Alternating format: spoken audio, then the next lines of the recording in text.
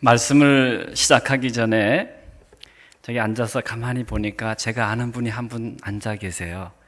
김기태 집사님 계시지요? 우리 집사님 너무 반갑습니다. 제가 20여 년 조금 안 되게 안산에서 사역할 때에 청년이었던 우리 형제가 지금 이 동순교회 집사님으로 와 계십니다. 몇 년 전에도 동순교회에서 잠깐 뵀는데 앞에서 보니까 정확하게 그 얼굴이 딱 보여요. 너무 반갑습니다. 여기 앉아 계신 우리 동순교회 성도님들은 제가 거의 아마 처음 뵀을 거예요. 그런데 우리 김기태 집사님보다 훨씬 오래전에 37년 전에 제가 한 분을 뵀습니다. 누굴까요? 서정호 목사님이셨어요. 그 당시 서정호 목사님은 강원도 춘천에 있는 한 고등학교에서 교편을 잡고 계셨어요. 그리고 저는 그 당시 고등학교 1학년 학생이었습니다. 물론 믿지 않는 그런 학생이었지요.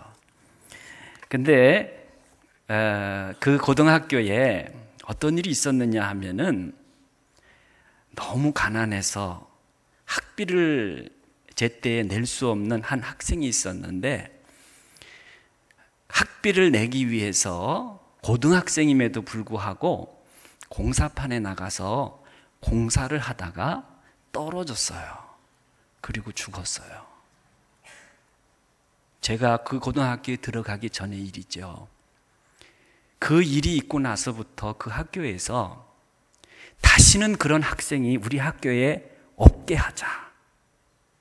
그래서 생긴 운동이 있었는데 그 운동이 뭐냐 하면은 사랑의 메아리라고 하는 그런 운동이었습니다. 그래서 매주 금요일마다 학교에 들어오는 그 입구에 학생들이 등교할 때에 헌금통을 하나 마련해 놨어요. 거기에 보면은 사랑의 메아리 이렇게 글씨를 써놨습니다. 학생들이 들어오다가 거기에 동전도 넣고 지폐도 넣고 다 그렇게 했죠. 그리고 그날이 매일 있는 게 아니라 금요일마다 한 번씩 있었기 때문에 금요일은 점심시간에 점심을 먹지 않고 점심값에 해당하는 그 돈을 헌금을 하자. 그러면서 학생들 중에 일부 학생들이 아마 기독교인 학생들이었겠죠. 그 학생들이 모여서 예배를 드렸습니다. 음악실에서. 근데 그 예배 모임을 인도하시던 분이 바로 서정호 선생님이셨죠. 제가 그 모임에 참석해가지고 몇 번 이렇게 같이 활동을 했는데 믿음이 전혀 없던 저로서는 그때 부르던 노래, 찬양이었죠. 또 말씀 이런 것들이 잘 귀에 와 닿지를 않았어요. 그래서 이게 도대체 뭐 하는 모임인가? 그래가지고 그 모임을 주관하고 계신 서정호 선생님을 찾아가서 좀 상담을 하려고 상담 신청을 했어요. 그러니까 갔더니 서정호 선생님께 수업 다 끝난 다음에 상담실로 와라 그러시더라고요. 그래서 수업 끝난 후에 상담실에 갔더니 이런저런 얘기를 하다가 목사님께서, 지금 선생님이셨죠? 선생님께서 CCC 맨이셨어요. 그래가지고 사형리를 책상 서랍에서 꺼내가지고 그 사형리를 저한테 읽어주시면서 예수님을 소개해 주셨고 그때부터 저는 교회를 다니기 시작했습니다. 그러니까 서정호 목사님이 저를 전도하신 거죠. 이렇게 좀 놀라시는 분들이 좀 계신데 그래서 그때가 언제냐? 37년 전 1978년 12월입니다. 요 밑에 선풍기가 저를 막 떨게 만드는데 이걸 어떻게 끕니까? 이걸로 끄면 되나요? 너무 긴장해서 떠는 것 같아요. 네. 그래서 지금 저는 그 열매로 이렇게 선교사로 나가서 사역하는 한 사람이 되어 여러분 앞에 서 있게 됐습니다. 하나님께 감사와 영광을 돌리고요.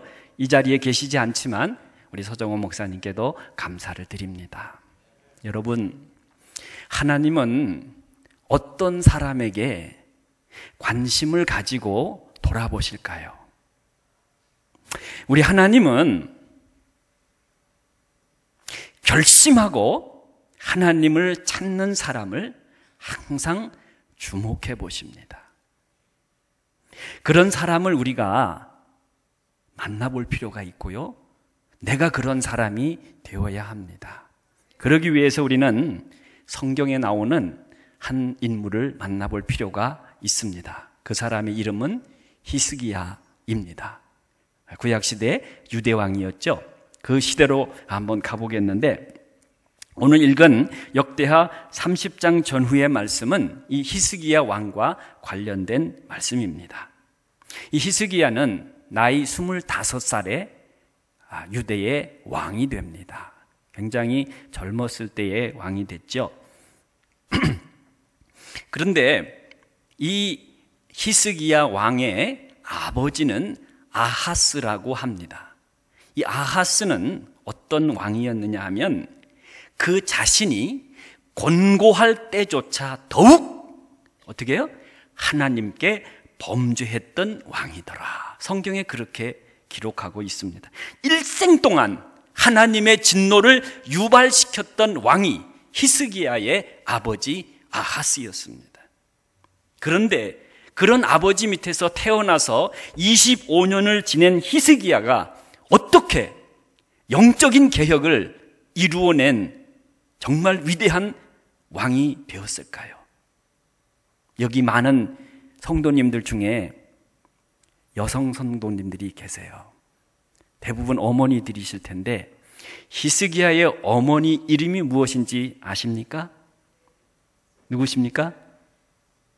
모르시죠? 그 어려운 질문을 이 시간에 왜 하느냐고요? 예. 자, 한번 성경을 보실까요? 역대하 29장 1절입니다. 화면에 나오네요. 같이 한번 큰 소리로 읽어보겠습니다. 시작. 히스기야가 왕위에 오를 때에 나이가 25세라 예루살렘에서 29년 동안 다스리니라. 그의 어머니의 이름은 아비야요 스가랴의 딸이더라. 누구라고요? 아비야. 그 어려운 이름을 우리가 어찌 알겠습니까? 모르셔도 됩니다. 다만 그 어머니가 어떤 사람이었느냐 하는 것이 중요합니다. 그의 남편인 아하스 왕처럼 사악한 어머니였는가? 영적으로 아니었는가? 어떻게 알 수 있겠어요? 이름만 나와 있는데. 근데 그 아비야의 아버지가 누구냐? 누구라고요? 스가랴. 구약 성경에 스가랴라고 나오죠. 선지자 스가랴. 그 사람이 아니에요. 그 사람 한참 후의 사람입니다. 이 스가랴가 누군지를 알기 위해서 그 당시의 선지자였던 이사야 선지자의 글을 우리가 잠시 살펴볼 필요가 있겠습니다. 이사야 8장 2절 말씀입니다. 화면에 나오니까 화면을 보시고 함께 읽어보겠습니다. 시작. 내가 진실한 증인 제사장 우리야와 얘들 스가랴를 불러 증언하게 하리라 하시더니, 여기 스가랴가 바로 이 아비야의 아버지였습니다. 그런데 이 스가랴를 가리켜 뭐라고 말합니까? 그 시대에 진실한 뭐라고요? 잘 모르시겠어요? 다시 한번 보여주세요. 진실한 증인이었다. 그렇게 말합니다. 무슨 일의 증인이었겠어요? 하나님의 일에. 그 아버지 밑에서 자라난 그 딸 아비야가 비록 남편은 악하게 나라를 다스리고 영적으로 아주 개판이 되게 만들었지만 그의 아들 히스기야만큼은 제대로 신앙교육을 시켰던 것입니다. 그래서 히스기야가 왕이 되자마자 그런 놀라운 개혁을 일으킬 수가 있었던 것입니다. 이처럼 히스기야의 마음 속에는 매우 신령한 빛이 있었습니다. 영적으로 어두움 가운데 있던 그런 시대였지만 히스기야는 달랐던 것입니다. 이 영적인 빛을 가진 사람은 자기가 가진 그 빛을 발할 때를, 즉 하나님의 때를 기다릴 줄 압니다. 함부로 그 빛을 드러냈다가는 죽임을 당할 수도 있었을 것입니다. 하나님은 그렇게 자기를 준비하는 사람을 주목해 보십니다. 히스기야가 어떤 영적인 개혁을 이루었습니까? 먼저 성전을 청결하게 합니다. 그리고 제사장들이 본연의 업무를 감당할 수 있도록 모든 준비를 시킵니다. 그런 다음 히스기야는 무슨 일을 하냐면은 유다 온 지역에 사람을 보냅니다. 그리고 유월절을 지키러 예루살렘에 오라고, 예루살렘 성전에 오라고 전달합니다.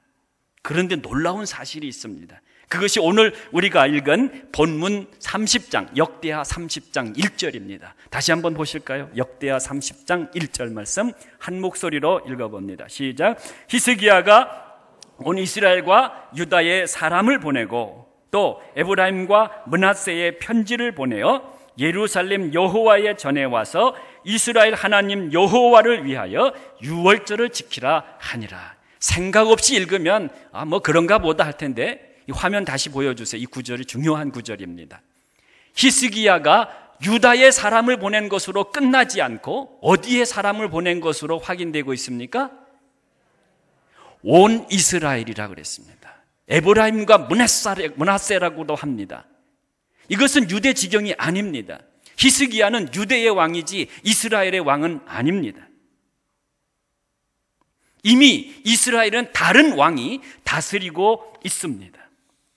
그럼에도 불구하고 히스기야는 그 지경에도 사람을 보내서 이미 체제가 다르고 이미 국가가 다른 그런 상황임에도 불구하고 유다에 와서 유월절 제사를 지내라고 그렇게 요청하고 있는 것입니다.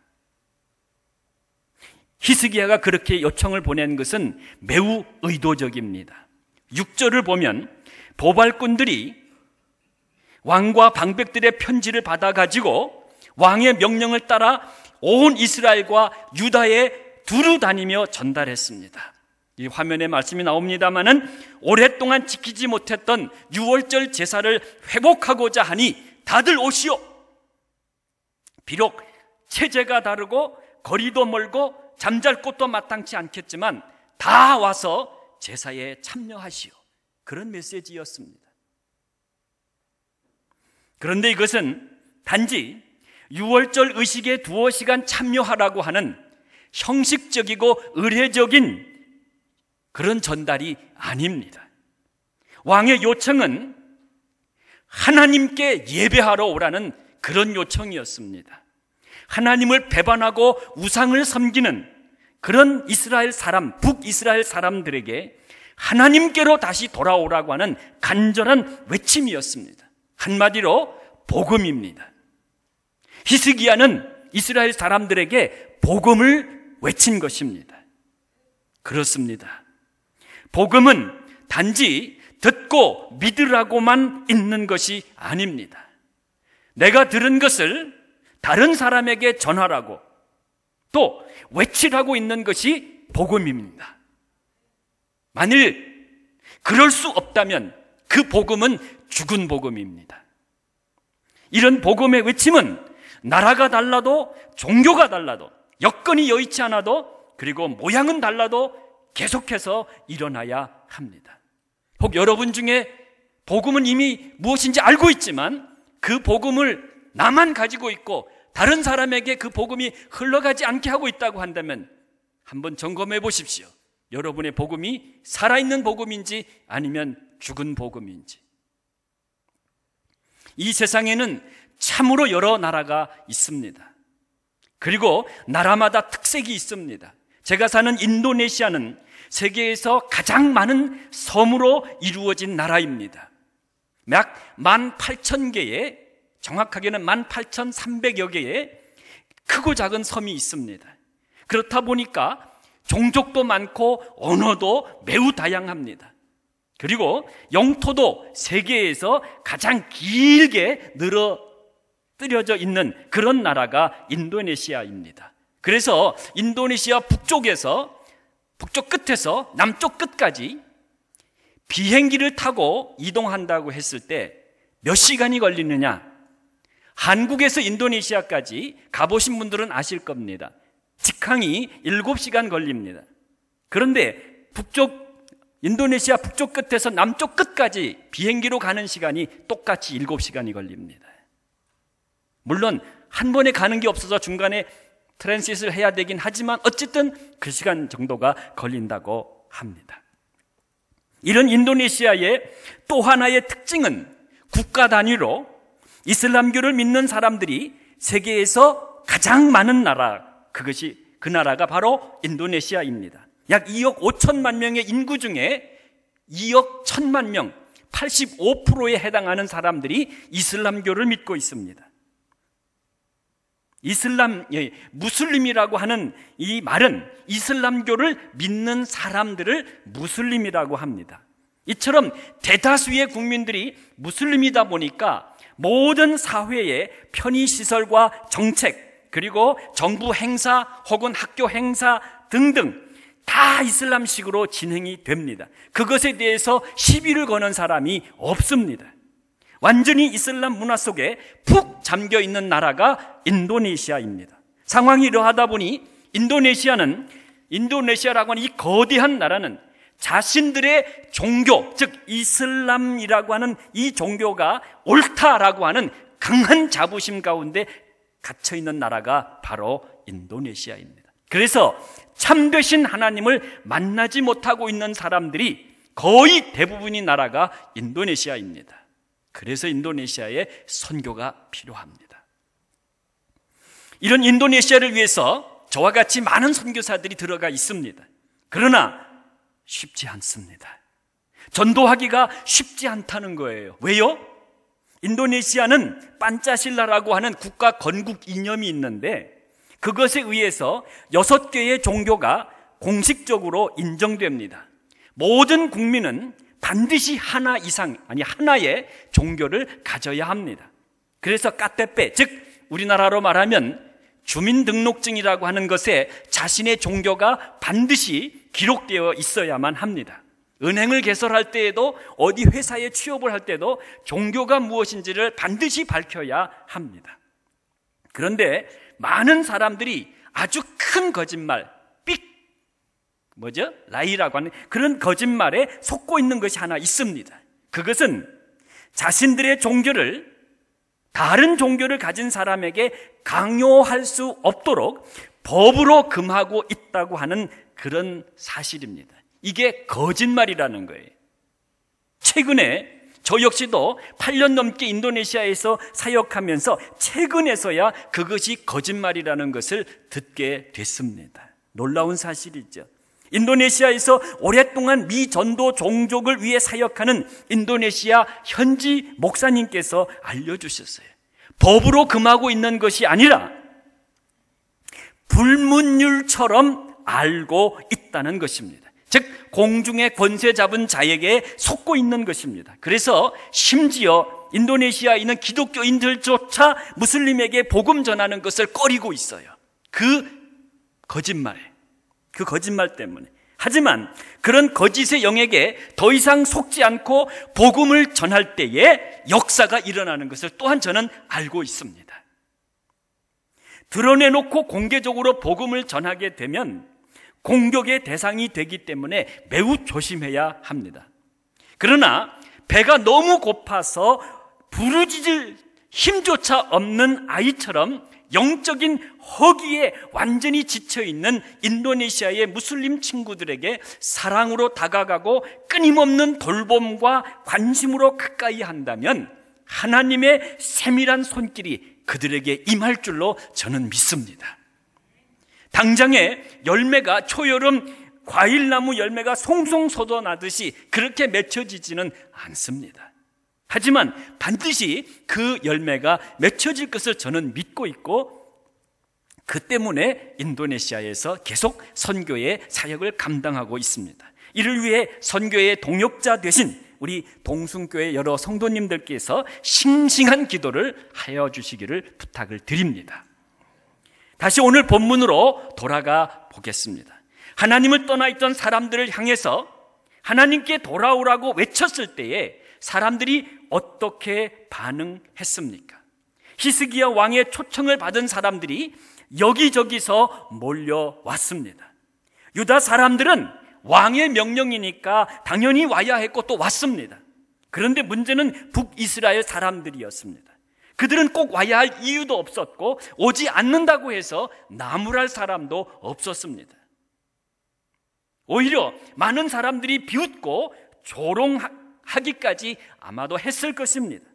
이미 우린 다른 나라야, 이미 우리는 다른 방식으로 송아지에게 예배하고 있어, 아마 그렇게 말했을지도 모릅니다. 그러면서 유다 사람들에게 너희들이나 잘해, 그렇게 했을 것이라는 것입니다.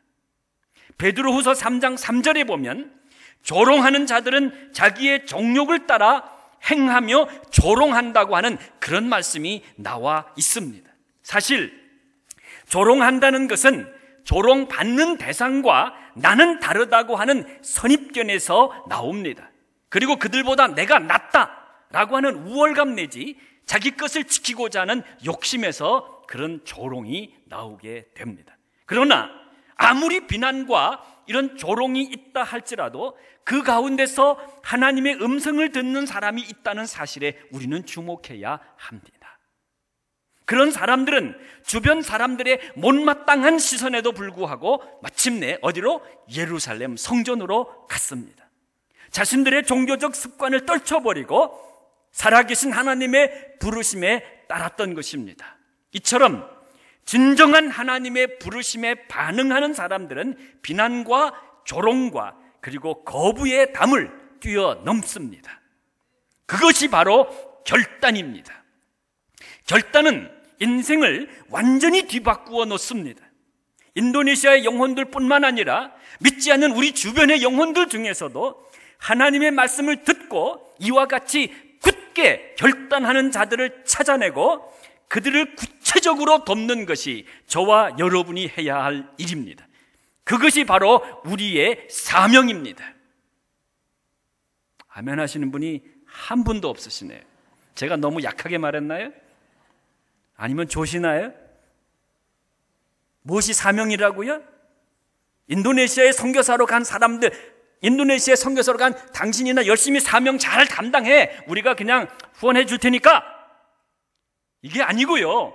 그게 아니고 여러분 주변에 죽어가는 영혼들에게 그 영혼들 중에서 하나님의 말씀을 듣고 굳은 마음으로 하나님 앞에 나오겠다고 결심하는 자들을 찾고 그리고 그들을 적극적으로 돕는 것이 저와 여러분들의 이 마지막 시대의 사명입니다. 아멘. 사실 인도네시아나 대부분 이슬람 사회가 형성된 곳에서는 그들 스스로 철저히 하나가 되어 있습니다. 그래서 이슬람이라고 하는 카테고리 안에서 모든 일을 행하기 때문에 그 종교의 습관을 벗어 던진다는 것은 죽음을 각오하지 않으면 안 되는 일입니다. 자기가 살던 마을과 집 혹은 가족 구성원에서 떠나야 하고요, 직장에서도 떠나야 하고요, 모든 행사에 참석하는 것조차 거절당합니다. 그래서 그런 사람들은 온갖 어려움 가운데 살아갑니다. 경제적으로 그리고 사회적으로 곤고합니다. 하지만 그 마음속에 진리를 발견했다고 하는 그 사실 때문에 그들은 그런 어려움을 달게 받습니다. 무엇 때문입니까? 바로 결심 때문입니다. 결심하고 하나님 앞에 나오기로 작정했기 때문입니다. 그런 사람들은 어려움 가운데서도 자신들의 사명을 분명히 하면서 자신의 가족과 친구들을 주님 앞으로 인도하기 위해 기도하며 애쓰고 있습니다. 어떤 사람은 자신이 예수님을 믿게 되었다는 사실을 겉으로 드러내지 않고 여전히 그 이슬람 공동체 속에 살면서 가족과 다른 사람들에게 비밀리에 복음을 전하고 있습니다. 마치 북한에 있는 사람들처럼. 그런 사람을 가리켜서 인사이더, 즉 내부자라고 합니다. 몇 년 전에 저는 인도네시아 반둥에서 그런 한 사람을 만났습니다. 이름이 아당이라고 하는데 나이가 거의 60이 다 되신 분이십니다. 이분은 겉모습만 보아서는 영락없이 이슬람교를 믿는 사람입니다. 왜냐하면 제가 사는 지역의 주 종족은 순다라고 하는 종족인데 이분이 바로 순다 사람이기 때문입니다. 이 순다 종족하면 99%가 이슬람 사람입니다. 몇 프로요? 99%. 그런데 그 아당이라고 하는 사람은 순다 사람이지만 예수님을 믿는 사람이었어요. 놀라운 사실이죠. 그런 사람은 정말 찾아보기 힘든데 그분이 바로 그 사람이었어요. 그러니까 이 사람은 겉보기에는 무슬림이지만 속은 완전히 예수 믿는 사람이었다는 거죠. 이 사람이 같은 이 무슬림에게 다가가서 얘기를 걸면 아무 거부 반응을 일으키지 않습니다. 왜? 순다 사람이군요. 순다 말을 하시는군요. 우리와 같은 종교를 가진 사람이겠군요. 아무 문제가 없습니다. 그래서 이런저런 얘기를 합니다. 내가 무슨 얘기 하나 들려줄까? 그러면 해보라고 합니다. 그러면 이 아당이라고 하는 아저씨는, 저에게는 아저씨입니다. 이 아저씨는 바로 그때 성경 인물 이야기, 그리고 예수님 이야기, 죄 이야기까지 꺼내서 하게 됩니다. 전혀 들어보지 못한 이야기일 수도 있습니다. 그래서 그 듣는 사람이 내가 못 듣던 말인데 그래? 그러면서 점점점 그 이야기에 빨려 들어가다가 죄 이야기, 구원 이야기 이런 얘기 나오게 되면 이 사람 굉장히 당황해야 합니다. 그러면 내가 어찌할꼬? 마치 사도행전 3장과 5장에 나와 있던 그 많은 사람들이 그러면 내가 어찌할꼬 했던 것과 똑같은 그런 마음 자세를 갖게 된다는 것이죠. 그러면 이 아당이라고 하는 분은 그 자리에서 예수님을 쫙 소개하고 복음을 전하고 교회를 소개하는 것이 아닙니다. 거기서 스톱합니다. 우리 다음에 만나서 또 이야기하지. 그럽니다. 밀고 당기기를 하는 거죠. 그 자리에서 복음 전하고 교회를 인도하면 이 사람 속이 그렇구나. 그리고 안 따라갑니다. 끝나버립니다. 그러나 다음에 또 만나가지고 또 그런 얘기를, 또 다른 성경 이야기를 하면서 또 그런 구원 이야기를 끌고 갑니다. 결국에는 자기가 어쩔 수 없이 예수님을 믿지 않으면 안 되도록 계속 반복적으로 이야기를 해나간다는 얘기입니다. 그래서 그 사람으로 하여금 예수님을 믿는 사람이 되도록 한다는 거죠. 그렇다 할지라도 그를 교회로 데리고 가지는 않습니다. 속에서부터 예수님으로 충만해지도록 그렇게 한다는 것입니다. 이런 전도 방식을 가리켜서 스토리텔링이라고 합니다. 저도 마찬가지입니다. 현재 인도네시아 반둥 지역에서 200여 명의 젊은이들에게 매주 토요일 오후와 주일 오후 이 시간에 한국어를 가르치면서 무슬림들에게 다가갑니다. 저에게 한국어를 배우는 무슬림들 중에 예수 믿는 사람들은 5손가락 안에도 안 듭니다. 200여 명 중에서 5명 이하의 학생들만 교회 다니는 아이들입니다. 그러니까 195명 이상의 사람들이 다 이슬람교를 믿는 사람들이라고 보면 되겠습니다. 그들은 제가 선교사라는 것을 전혀 모르고 있습니다. 저도 일부러 제 자신의 정체성을 드러내지 않습니다. 그들과 저는 어떤 손익관계로 만난 그런 상황이 아닙니다. 저는 그들에게 아무런 돈도 받지 않습니다. 오히려 제가 그들에게 1년에 2번 장학금을 줍니다. 여러 가지 한국과 관련된 서비스를 제 아내와 더불어 아낌없이 베풉니다. 그들은 저를 아끼고 존중히 여깁니다. 저도 그들을 존중히 여기고 사랑합니다. 한국어 강의를 하면서 그들을 영적으로 품고 기도합니다. 그들 중에서 저를 통해 복음을 듣는 사람이 나오게 해달라고 간절히 기도하고 또 빌면서 그들에게 계속해서 다가가고 있습니다. 이제 곧 돌파구가 열릴 것입니다. 이번에 다시 인도네시아로 들어가면 보다 더 적극적으로 그들에게 다가갈 것입니다. 하나님의 은혜로 그 돌파구가 생기도록 여러분 함께 기도해 주시기를 부탁드립니다.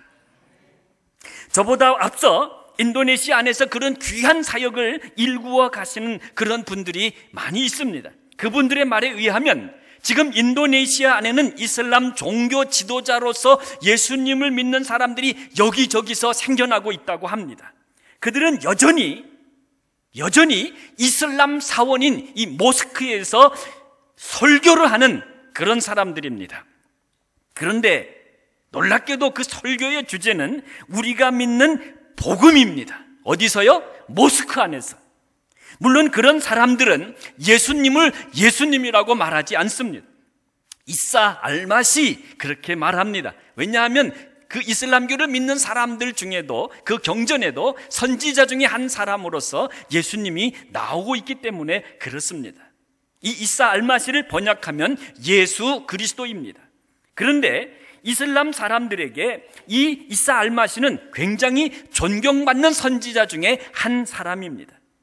그래서 이 예수를, 이사 알마시를 이 종교 지도자가 소개하고 있는 것입니다. 한마디로 복음을 전하고 있는 것이지요. 제가 하는 사역은 바로 그런 일이 일어나도록 다리 역할을 하는 것입니다. 다시 말씀드리면 무슬림으로 이미 복음을 전하는 사람을 제가 우리 학생들에게 소개하고, 그리고 같은 이슬람 사람들끼리 그런 문제를 가지고 대화하도록 해서 그들 스스로 복음을 듣고 깨닫게 되도록 중개자 역할을 하고 있다는 것입니다. 그렇게 한글을 배우는 우리 학생들 중에서 복음을 확실하게 깨달은 사람이 나오게 되면 그로 말미암아 또 다른 사람에게 복음을 전파하도록 할 것입니다. 그리고 그런 친구들을 모아서 함께 성경을 공부하며 제자를 삼는 그런 선생님이 되는 것이, 그것이 바로 저의 선교 사역의 목표입니다. 단지 한국어 선생님으로 끝나는 것이 저의 사역의 목표가 아닙니다. 그것은 언제든지 저는 내려놓을 수 있습니다. 선교사로서 영적인 사역이 잘 이루어지는 것이 저의 선교 사역의 궁극적 목표입니다. 자, 그런데 오늘 본문 10절과 11절을 보시면 우리가 주목해야 할 매우 중요한 사실이 기록되어 있습니다.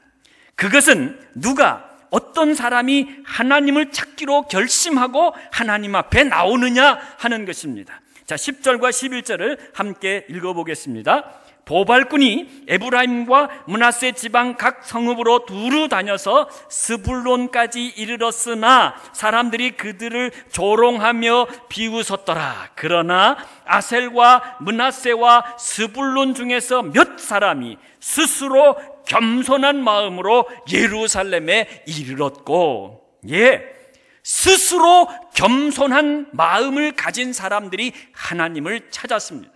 그들은 구원을 받은 것입니다. 살아계신 하나님을 만난 것입니다. 그들은 하나님이 주목하시는 사람들이 된 것입니다. 그러므로 선교란 뭐냐? 스스로 겸손한 마음을 가지고 하나님을 찾고자 하는 그 사람들을 돕는 것이다. 아까도 제가 말씀드렸죠?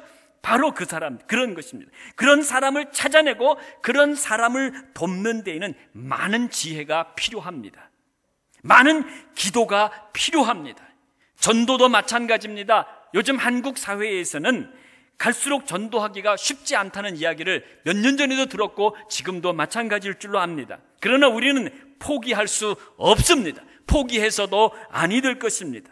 하나님이 살아계신 한 전도와 선교는 계속되어야 합니다. 하나님이 계시는 한 어디엔가는 스스로 겸손한 마음을 가지고 하나님을 찾고자 하는 사람들이 반드시 있다는 사실을 잊어버려서는 아니 될 것입니다. 그들을 주님 앞으로 인도하기 위해서 교회는 교회만을 아는 사람들이 아니라 우리의 교회가, 이 동숭교회가 세상 사람들을 위해 존재한다는 사실을 깨달아야 합니다. 세상과 이 교회는 다른 거야. 우리하고는 전혀 다른 세상이야. 절대 세상에 가까이 다가가서는 안 돼. 그것이 아니라 세상을 위해서 교회는 존재해야 됩니다. 믿습니까? 세상에 나아가서 그들을 구원하기 위한 사명을 가진 그런 사람들이 바로 교회 사람들이라는 것입니다. 그런데 결심하고 하나님 앞에 나오기만 하면 끝나는 것이 아닙니다. 문제가 없어야 되지요. 오늘 말씀을 다시 봅니다. 마침내 북이스라엘 사람들이 먼 거리를 걸어서 예루살렘 하나님 전에 도착했습니다. 도착해 보니 이미 유월절 의식이 치러지고 사람들이 유월절 양 고기를 먹고 있었습니다. 멀리서 온 이들은 허기도 지고 피곤하기도 하여 일단 먹고 보자고 하고 유월절 양을 먹게 됩니다. 그런데 유월절 양을 먹기 위해서는 반드시 먼저 해야 할 일이 있습니다. 그것은 뭐냐 하면은 자기를 정결하게 하는 것입니다. 손 씻고 먹는 정도가 아니라는 것이지요. 모든 구약 제사가 그랬듯이 유월절 제사도 먼저 제사 드리는 사람이 물로 몸을 씻고 정결한 옷을 입은 뒤에야 제사를 드릴 수 있었습니다.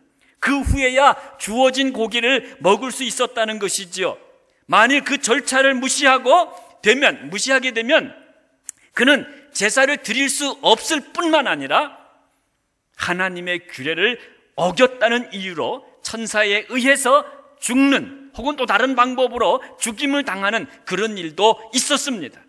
이러므로 아무리 허겁지겁 도착했다 하더라도 일단 자신을 정결하게 하고 나서 유월절 양을 먹어야 문제가 없었습니다.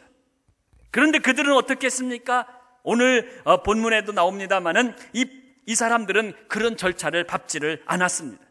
복음을 들었습니다. 그러나 이 복음을 듣고 난 후 비난과 조롱의 벽을 뚫고 예루살렘까지 온 것 자체가 대단한 일인데 그만 또 다른 규례에 그들은 작정과 결단이 아무런 효용 가치가 없어지게 되는 그런 순간에 이들이 부닥치게 된 것입니다. 바로 그 순간 히스기야 왕이 그들 즉 북이스라엘에서 와서 자기를 정결하게 하지 못한 채 유월절 양을 먹어서 규례를 어긴 사람들을 위해서 기도합니다. 기도는 찰나가 중요합니다. 언제 기도하느냐? 찰나의 순간에 기도해야 된다는 것입니다. 뭐라고 기도하십니까? 18절 끝에서 19절에 보니까 선하신 여호와여 사하옵소서. 결심하고 하나님 곧 그의 조상들의 하나님 여호와를 구하는 사람은 누구든지 비록 성소의 결례대로 스스로 깨끗하게 못하였을지라도 사하옵소서. 이건 대단한 기도입니다. 그냥 아무나 용서해달라는 것이 아닙니다. 결심하고 하나님을 찾은 사람들이니 용서해달라고 왕이 기도한 것입니다. 비난과 조롱의 벽을 뚫고 살아계신 하나님 앞에 나온 그 결심자를 보시고 그들을 받아달라고, 그들이 비록 규례를 어겼지만 그들을 용서해달라고 히스기야 왕이 기도한 것입니다. 그렇습니다. 규례나 형식보다 중요한 것은 결심입니다. 물로 몸을 찢고 깨끗한 옷을 입는 이 성소의 결례보다 중요한 것은 마음의 결단입니다. 사실 인도네시아 무슬림들의 종교적인 열성은 형식 중심입니다. 얼마나 철저한지 모릅니다. 한 가지 얘기를 해드릴까요? 제가 어느 학교에서 대학교에서 한국어 강의를 합니다. 오랜만에 윗사람을 만났습니다. 여자분입니다. 반갑습니다 하고 손을 딱 내밀었어요. 악수를 거절하는 거예요. 왜요? 보통 인도네시아 사람들은 악수하기 참 좋아하는데 여성이니까 거절하냐고? 아니에요. 손에 물기가 있어요. 물이 묻어서 그런 거 아니에요. 이분들은 아시겠지만은 하루에 5번씩 기도를 합니다. 기도하기 전에 손, 발을 씻는 것은 물론이고 눈, 코, 입, 귀 뚫린 구멍은 다 씻습니다. 5번 하루에. 그리고 나서 기도합니다. 그런데 그렇게 손을 씻고 나서는 기도하기 전에 누구와도 악수를 하지 않습니다. 그래서 오랜만에 만난 저였지만 악수를 할 수가 없었습니다. 이처럼 철저하게 형식 중심의 신앙생활을 하는 사람들이 인도네시아 이슬람교를 믿는 사람들입니다. 그러나 알맹이가 없습니다. 결단보다는 관습에 익숙한 대로 사는 것이 그들의 신앙심의 전부입니다. 그 결과 히스기야가 그렇게 기도한 결과 즉각적인 응답이 옵니다. 그것이 20절 말씀입니다. 여호와께서 히스기야의 기도를 들으시고 백성을 어떻게 하셨더라? 고치셨더라. 뭐 하셨더라? 고치셨더라. 왜 용서했더라 그런 단어를 쓰지 않고 고치셨더라 이런 표현을 했을까요? 고쳤다는 말은 이미 망가졌기 때문에, 이미 문제가 터졌기 때문에 정상적으로 사용할 수 없는 것을 원상으로 회복한다는 것이 고친다는 말입니다. 아마도 이미 성소의 결례대로 자신을 깨끗이 하고 유월절 양을 먹은 사람들로부터 이 멀리서 온 사람들은 손가락질을 당했을지도 몰라. 저 사람들 역시 다른 데서 신앙생활 하더니 저리 못돼 먹어. 그러면서 아마 수근수근 거리면서 비난했을 것입니다. 마음의 상처를 받았을지도 모릅니다. 그래서 집단 왕따를 당했을지도 모릅니다. 그 모든 것으로부터 하나님이 그들을 고치셨다는 것입니다. 문제가 더 이상 문제가 되지 않게 하셨다는 거예요. 왜요? 결심하고 하나님을 찾았기 때문입니다. 하나님은 그런 결심자를 매우 귀히 보십니다. 결심하고 하나님을 찾는 사람들, 그들은 하나님이 책임지신다. 그것이 바로 오늘 말씀의 결론입니다. 이제 말씀을 정리합니다. 이 세상살이도 그러하거니와 믿음 생활도 결단이 필요합니다. 그런 결단을 가진 사람은 반드시 주변에서 비난과 조롱이라는 공격을 받게 됩니다. 그러나 그럼에도 불구하고 하나님의 음성을 듣고 하나님을 찾는 사람은 영적인 싸움에서 이기게 됩니다. 물론 그렇게 하나님을 찾아 나왔지만 어려움은 계속됩니다. 예기치 못한 또 다른 비난을 받을 수도 있습니다. 그러나 결심하고 하나님을 찾는 자들을 위한 하나님의 특별한 만지심이 있다는 사실을 그들은 경험하게 됩니다. 그것이 신앙의 깊은 단계가 되어가는 길입니다. 그런 단계로 나아가는 길입니다. 선교란 그렇게 결심하고 하나님을 찾는 이들을 돕는 것입니다. 선교사가 그런 사역에 성공하도록, 열매가 있도록 고국에서 간절히 기도해 주시는 것이 선교사를 현교 현지에 보내놓고 후원하시는 이 동순교회와 여러 한국교회의 매우 중요한 책무입니다. 이 책무가 온전히 이루어질 때 교회는 어떻게 해요? 축제가 일어납니다. 내가 이렇게 기도했더니 우리 구역이 선교를 위해서 구체적으로 이렇게 기도했더니 이런 역사가 저 땅에서 일어났구나. 그것을 통해서 여기저기서 구역마다 감사의 찬양이 터지고 영광을 하나님께 돌리는 일이 일어난다면 교회는 잠자는 교회가 될 수 없습니다. 마치 예루살렘 성전에서 결심하고 하나님을 찾은 사람들과 더불어 감사의 축제가 일어났다고 오늘 본문 마지막 2절 21절과 22절에 나온 것과 마찬가지입니다. 지난 5월 초에 동순교회에서 두 분이 저희 사역지를 다녀가셨습니다.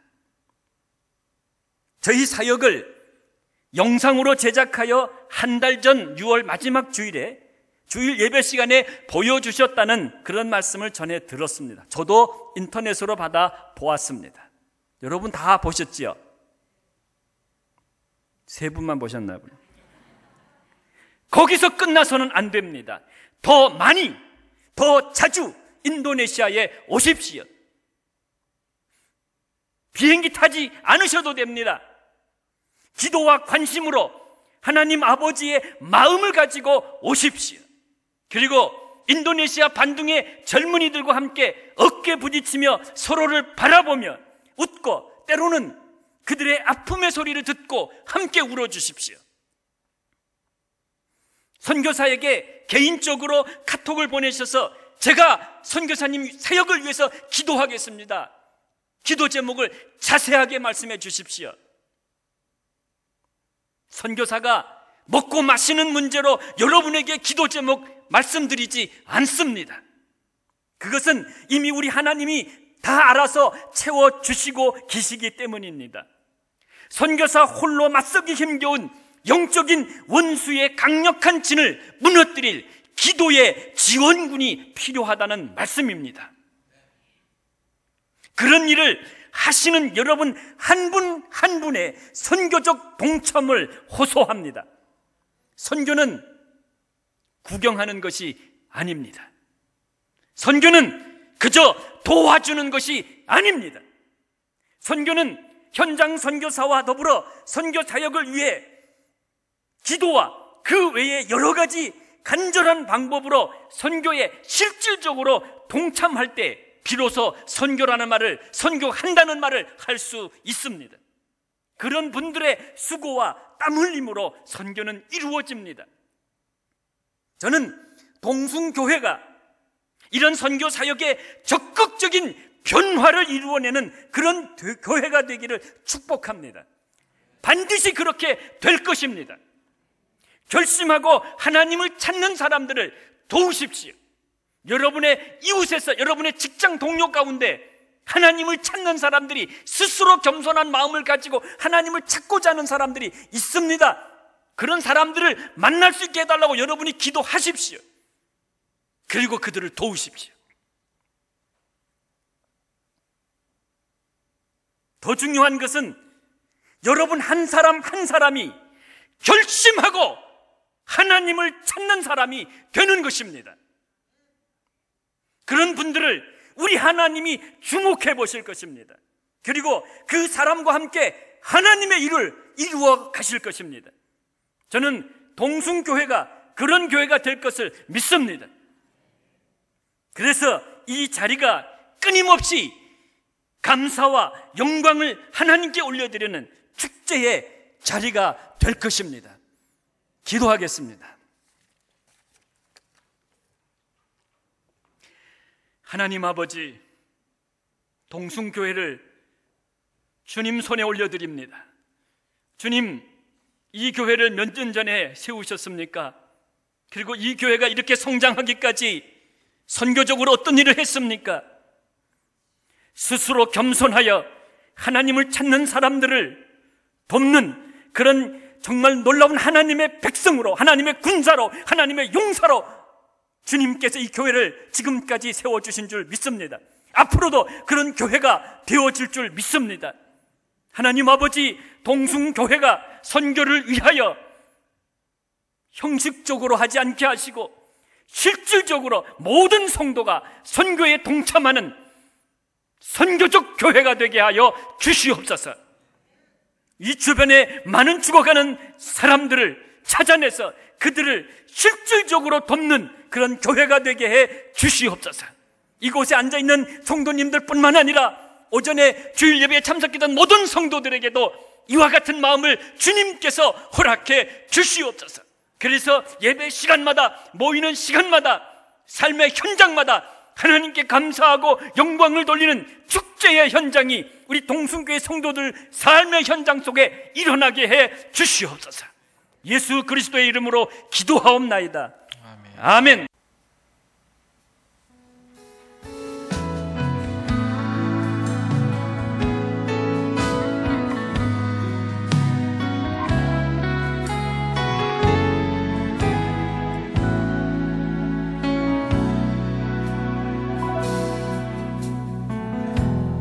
따스한 성령